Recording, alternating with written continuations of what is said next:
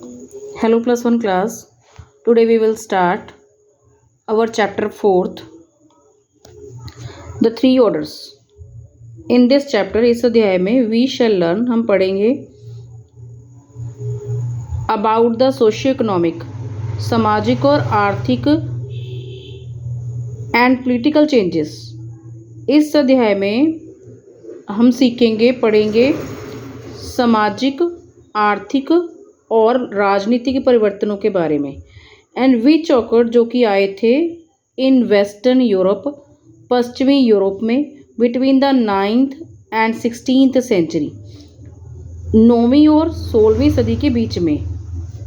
After the fall of Roman empire, Roman साम्राज्य के पतन के बाद, मैनी ग्रुप्स, बहुत सारे ऐसे समूह थे, ऑफ जर्मेनिक पीपल, जर्मेनिक लोगों के, फ्रॉम ईस्टर्न, जो थे पूर्व से, एंड सेंट्रल यूरोप, और मध्य यूरोप से, ऑक्युपाइड, जिन्होंने कब्जा कर रखा था रीजन, क्षेत्रों पे, ऑफ इटली, इटली के क्षेत्रों पे, स्पेन एंड फ्रांस, स्पेन और फ्रांस के क्षेत्रों पे।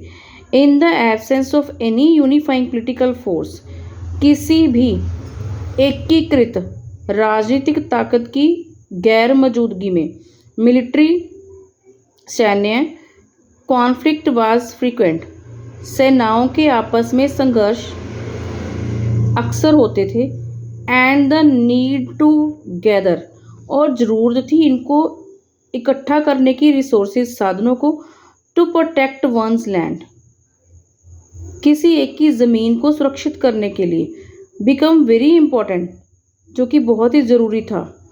सोशल ऑर्गेनाइजेशन, जो सामाजिक संगठन थे, was therefore centered on the control of land.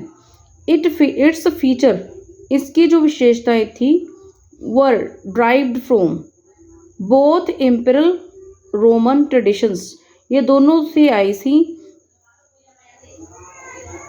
साम्राज्यवादी रोमन परंपराओं से, एंड और जर्मन कस्टम, और जर्मन रीति रिवाजों से। Christianity,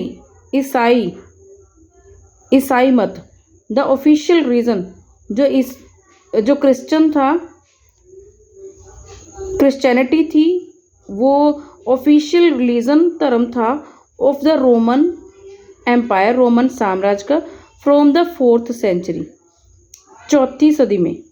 survive the collapse of Rome, जो कि रोम के समाप्त होने के बाद भी बचा रहा, एंड ग्रेजुअली स्प्रेड, और धीरे धीरे फैल गया था, to central and northern Europe, मध्य और उत्तरी यूरोप में, and the church also became a major land holder and political power in Europe, और वो चर्च था, उसी का सबसे ज़्यादा ज़मीन के ऊपर अधिकार था, और उसी का राजनीतिक शक्तियों के ऊपर अधिकार था यूरोप में।